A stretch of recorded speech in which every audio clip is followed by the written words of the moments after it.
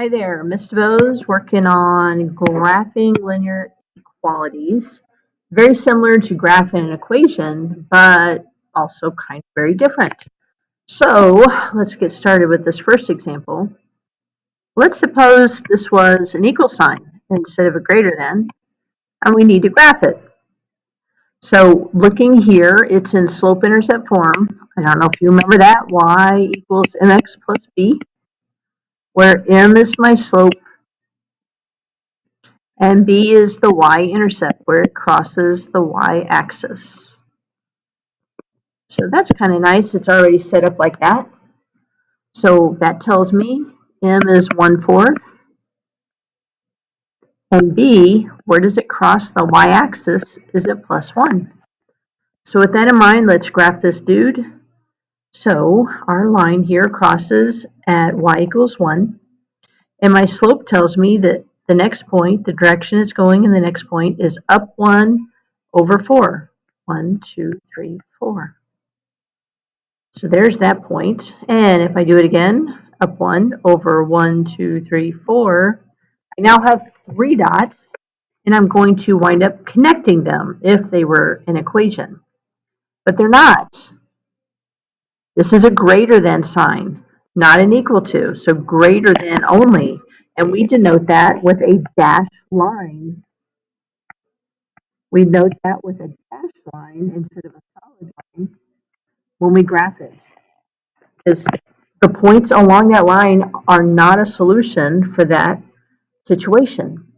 All right, so that's nice. Now the thing about an inequality is potentially everything above this line is a solution, or potentially everything below this line is a solution.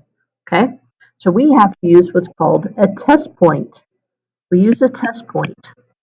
We need to find a point or use a point to kind of plug it into this inequality and see if it's true or not. I always like to use my test point of 0, 0, the origin, if my line doesn't go through there, because 0 and 0 works out to be easier math. So taking my inequality that I'm dealing with here and substituting x is 0 and y is 0 into my inequality, I have this, and now let's simplify it down. That was a bit much. 0 is greater than 1. Is that true? Is 0 greater than 1? No. That's a false. That tells me that my test point does not work.